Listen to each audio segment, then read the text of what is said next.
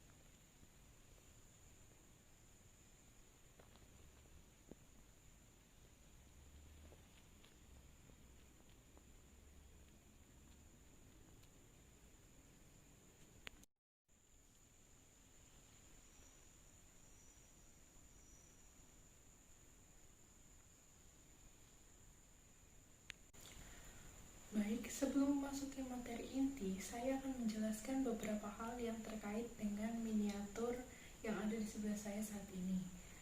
Nah, pertama adalah ekosistem. Apa itu ekosistem? Ekosistem adalah hubungan timbal balik antara makhluk hidup dengan lingkungannya, yang dimana dalam prosesnya terjadi yang namanya perpindahan energi dan daur biogeokimia. Nah, pada ekosistem sendiri terdapat dua komponen utama, yaitu komponen biotik dan komponen abiotik. Pada komponen biotik sendiri terdapat beberapa tingkatan, diantaranya produsen, konsumen, dekomposer, dan detritivor. Nah, pada komponen biotik itu terdapat yang namanya struktur organisasi kehidupan, yang mana itu berkaitan dengan hal-hal yang akan kita jabarkan di sini. Beberapa contoh struktur organisasi kehidupan yang terdapat pada miniatur kali ini adalah individu. Individu dapat ditunjukkan dengan seekor singa, kemudian seekor ular, seekor kelinci, dan seekor elang. Kemudian ada yang namanya populasi. Populasi adalah kumpulan dari individu sejenis. Kita dapat lihat di miniatur ini adalah populasi zebra, kemudian populasi kijang, kemudian populasi jerapah, dan populasi cheetah. Kemudian terdapat yang namanya komunitas. Komunitas adalah kumpulan beberapa populasi dalam satu wilayah yang sama. Di sini adalah komunitas dari beberapa populasi dan individu. Di antaranya adalah populasi zebra, populasi kijang, populasi jerapah, populasi macan tutul atau cheetah, individu hina, individu ular, individu kelinci, kemudian individu singa. Nah, kita masuk apa sih bioma sabana itu? Bioma sabana merupakan ekosistem yang sangat luas, yang mana wilayah varietasnya berupa padang rumput yang terdiri atas pohon yang tumbuh dengan jarang dan berpencar, serta diselingi oleh semak belukar dan rerumputan. Bioma sabana terbentuk karena adanya perbedaan letak geografis dan astronomis di daerah tropis maupun subtropis.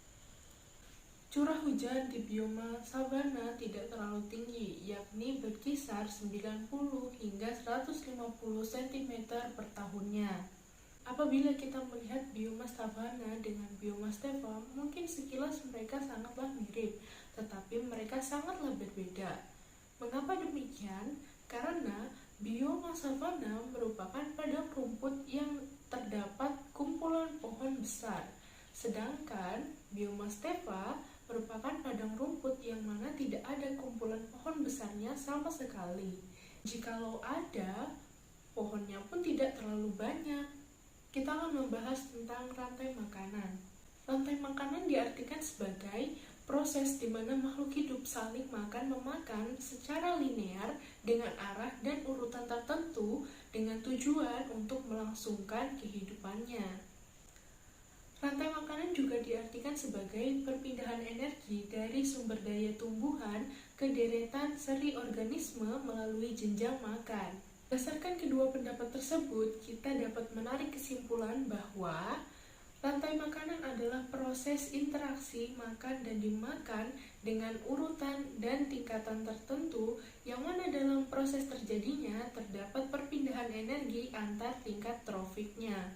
Pada rantai makanan, tiap tingkat organismenya dikelompokkan ke dalam beberapa tingkatan trofik, yakni trofik pertama berupa organisme autotrof yang dapat menghasilkan makanannya sendiri.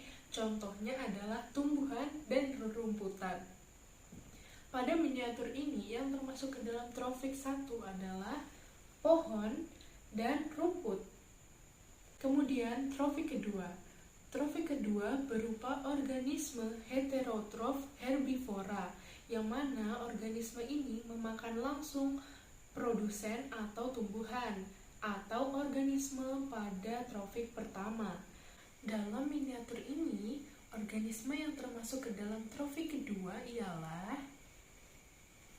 zebra, kijang, jerapah, dan kelinci. Kemudian trofik ketiga. Trofik ketiga berupa organisme heterotrof karnivora, yang mana ia memakan organisme herbivora pada trofik kedua. Pada miniatur ini, organisme yang termasuk ke dalam trofik ketiga ialah ular, hyena, cheetah, serta singa. Trofik keempat. Trofik keempat berupa organisme yang mana menjadi puncak daripada rantai makanan pada suatu ekosistem. Pada miniatur ini, yang termasuk ke dalam organisme pada trofik keempat ialah burung elang, karena burung elang memakan ular. Beberapa contoh rantai makanan pada ekosistem di biota savana akan saya tunjukkan. Contoh pertama ialah rumput sebagai produsen dan trofik pertama dalam suatu rantai makanan dimakan oleh zebra, yang mana zebra merupakan organisme heterotrof herbivora yang merupakan konsumen pertama dan termasuk ke dalam trofik kedua. Kemudian zebra dimakan oleh singa. Singa termasuk konsumen kedua yang mana ia termasuk ke dalam trofik ketiga. Kemudian contoh kedua. Contoh kedua ialah rumput sebagai produsen dan trofik pertama dimakan oleh kelinci, yang mana kelinci ini termasuk ke dalam konsumen tingkat pertama dan termasuk ke dalam trofik kedua. Kemudian kelinci dimakan oleh ular.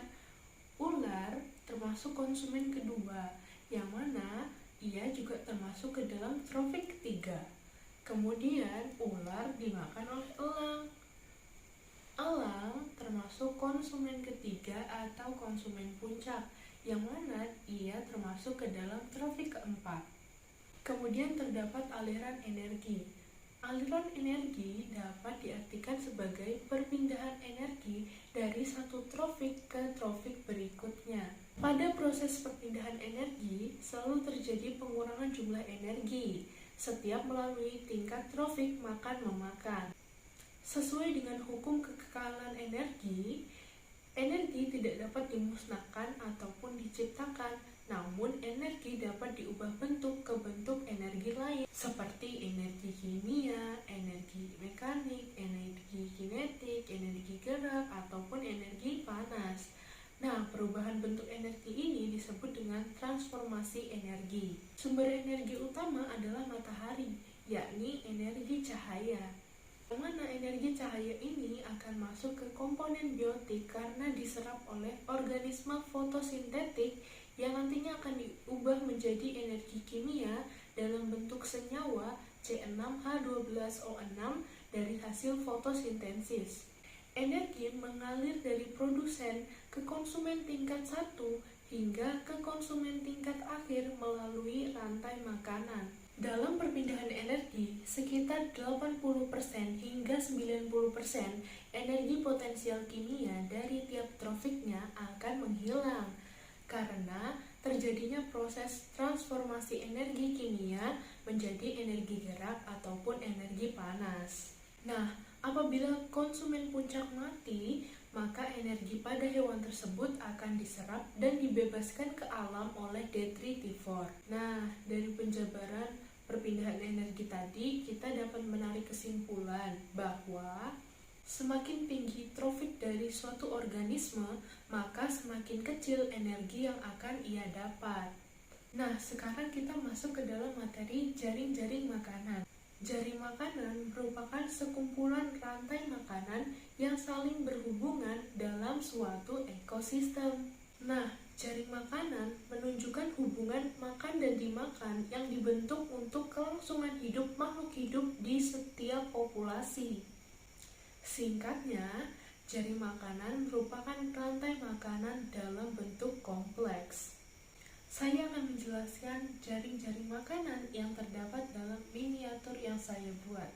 Pada miniatur ini terdapat berbagai macam rantai makanan, dan produsennya pun ada berbagai macam. Pertama ada rerumputan, lalu semak belukar, dan pepohonan. Kemudian herbivoranya pun ada bermacam-macam, yaitu zebra, kemudian kijang, dan kelinci, serta jerapah. Dan karnivoranya pun ada bermacam-macam. Di sini ada singa, kemudian ada macan tutul, kemudian hyena dan ular, serta burung elang. Lalu, apa perbedaan rantai makanan dengan jaring makanan? Secara garis besar, organisme pada rantai makanan hanya memiliki satu makanan pilihan, sedangkan organisme pada jaring-jaring makanan memiliki berbagai macam pilihan organisme lain yang dapat dimakan. Di sini, kita dapat melihat dari sudut karnivoranya. Seekor singa tidak hanya bisa memakan zebra, tetapi ia juga bisa memakan kijang, jerapah, maupun kelinci. Kemudian, seekor hyena tidak hanya memakan seekor kijang, namun ia bisa memakan hewan lainnya seperti zebra ataupun kelinci, dan begitu seterusnya. Daur biogeokimia atau daur materi adalah daur atau perputaran unsur-unsur kimia yang terdapat pada komponen biotik maupun abiotik pada suatu ekosistem.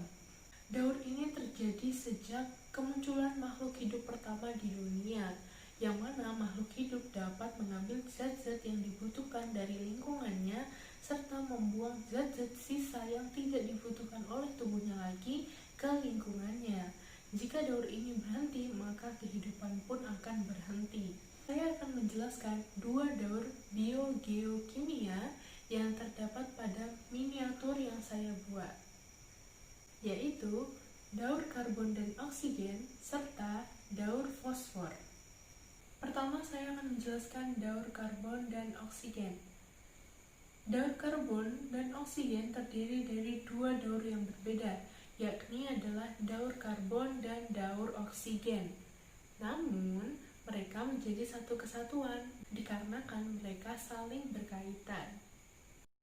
Saya akan menjelaskan bagaimana daur karbon dan oksigen berlangsung pada ekosistem di bioma sabana.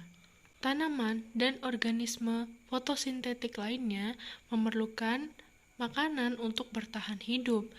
Nah, cara memperoleh makanan ialah melalui fotosintesis, sehingga tanaman akan melakukan fiksasi atau pengikatan kepada karbon dioksida yang ada di udara atau atmosfer untuk diserap dan digunakan sebagai bahan baku dalam proses fotosintesis. Kemudian, proses fotosintesis menghasilkan makanan dan zat lainnya berupa oksigen, yang mana oksigen ini akan dilepas ke udara oleh tanaman. Nah, oksigen di udara digunakan oleh makhluk hidup lainnya, seperti singa, zebra, jerapah, kijang, ataupun makhluk hidup lainnya. Untuk memenuhi salah satu ciri makhluk hidup, yaitu respirasi atau bernafas. Nah, makhluk hidup ini akan mengeluarkan karbon dioksida ke udara sebagai salah satu akibat dari proses respirasi. Nah, apabila hewan-hewan ini mati, maka akan dibusukkan oleh para dekomposer, seperti jamur-jamur ini, yang nantinya akan menjadi sumber senyawa karbon di dalam tanah, yang bisa digunakan sebagai bahan bakar fosil. Karbon dioksida yang dikeluarkan oleh para makhluk hidup ini akan digunakan kembali oleh para tanaman atau organisme fotosintetik lainnya untuk keperluan fotosintesis, dan siklus pun berulang. Yang terakhir adalah daur fosfor. Fosfor dalam bumi ini tersedia dalam dua bentuk, yaitu fosfat dalam bentuk senyawa organik yang terdapat pada tumbuhan dan hewan, serta fosfat dalam bentuk anorganik yang terdapat dalam tanah, air, dan bebatuan. Saya akan menjelaskan bagaimana siklus atau daur fosfor ini pada miniatur yang telah saya buat. Tanaman mengandung fosfat, sehingga apabila para herbivor memakan tanaman tersebut, maka di dalam tubuhnya terdapat senyawa fosfat organik. Nah, apabila tanaman dan hewan tersebut mati, mereka akan mengalami proses dekomposisi, sehingga menjadi sumber fosfat di dalam tanah, yang nantinya sumber fosfat dalam tanah ini akan diuraikan oleh detritivor, sehingga menjadi fosfat anorganik. Nah, fosfat dalam tanah, fosfat anorganik inilah yang akan diserap kembali oleh tanaman, dan siklus pun berulang. Atau fosfat di dalam tanah mengalami pencucian karena terkena air secara terus-menerus, kemudian terbawa ke laut ataupun ke sungai. Kemudian mereka mengalami pengendapan atau sedimentasi daripada fosfat, sehingga menghasilkan batuan-batuan baru. Batuan-batuan baru tersebut mengalami pengangkatan geologis, sehingga terciptalah pegunungan atau batuan-batuan yang menjulang tinggi. Nah, batuan yang menjulang tinggi ini terkena air ataupun hujan yang menerjang pegunungan, maka batuan-batuan tersebut lapuk. Nah, pelapukan ini menyebabkan batuan-batuan menjadi lebih kecil, yang memungkinkan fosfat dari batuan ini masuk ke dalam tanah dan menjadi fosfat di dalam tanah, yang nantinya akan diserap kembali oleh para tumbuhan, dan siklus pun akan berulang. Sekian yang dapat saya sampaikan pada video kali ini, kurang lebihnya mohon dimaafkan. Semoga video ini dapat bermanfaat bagi kita semua. Saya Maharani Riviana Angelika, pamit undur diri. Wassalamualaikum warahmatullahi wabarakatuh. Terima kasih.